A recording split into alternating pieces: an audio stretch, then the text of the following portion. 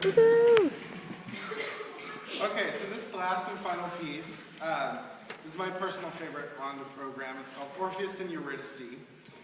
And this piece is inspired by Monteverdi. Earlier we heard this ensemble play a piece by Monteverdi. This is kind of my twist on his style, and a very, it's several hundred years later. So anyway, Monteverdi wrote Orfeo, one of the earliest music dramas that we know of. And the style of music drama eventually evolved into what we now know as opera. So I have taken his inspiration and created a tone poem based on the story of Orpheus.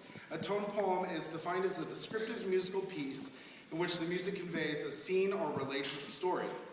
So in many ways, the tone poem is related to opera in the fact that it unites music and drama. And being that this is an homage to Monteverdi, I chose the story he chose. So here's the story. Orpheus was a wonderful musician, and he played the lyre and could tame man and beast with his song.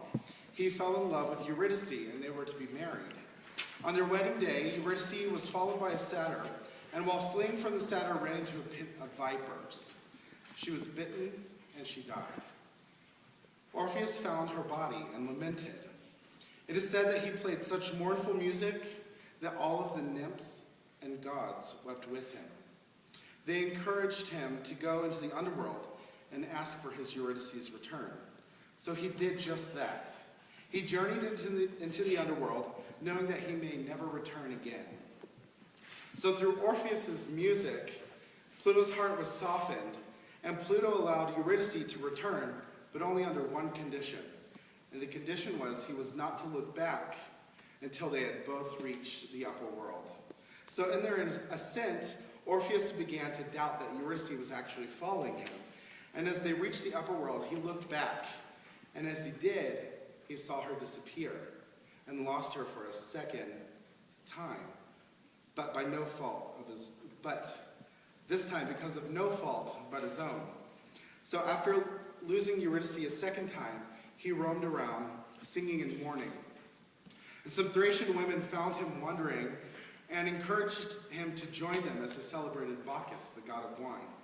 And so they invited him to their feasts and orgies, but to no avail, Orpheus denied them. The Thracians grew angry and began throwing stones and spears at Orpheus. And the power of his music deflected their attack.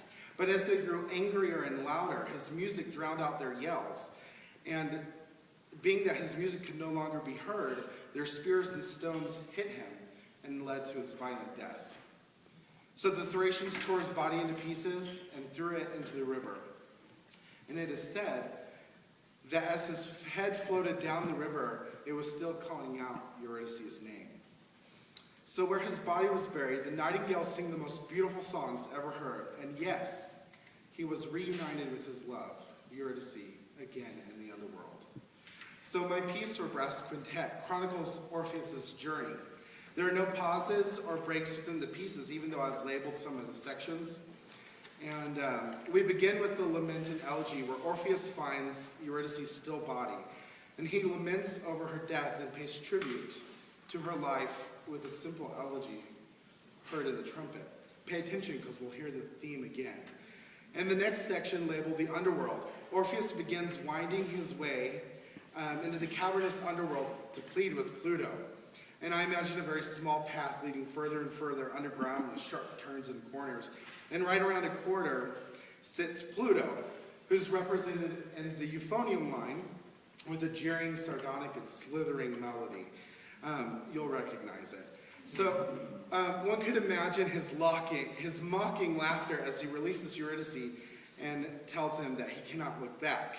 And as they ascend in the next section, rightfully named the Ascent, genius, right? Orpheus begins to doubt Pluto's promise, and he becomes frantic. So in his frantic state, he gives into doubt and loses her a second time. And you'll hear him becoming frantic. And as he's confronted by the Thracians, you'll hear him in the horn line deny their offers. And as they become agitated with his refusal, Orpheus clearly states that he loves but one, his Eurydice, in this very heroic horn line. He states this, and then he's killed. And so we return to the Lament and Elegy section, but this time mourning the death of our hero, not his beloved. And this is where you hear it again. So it is written so that each time a chord is played, it is played softer and softer each time. This gradual decrescendo is the life leaving Orpheus's body, followed by his last 4 heartbeats, which you'll hear in the tuba line. And then we hear the elegy a second and final time, played in honor of our fallen hero, Orpheus. Enjoy.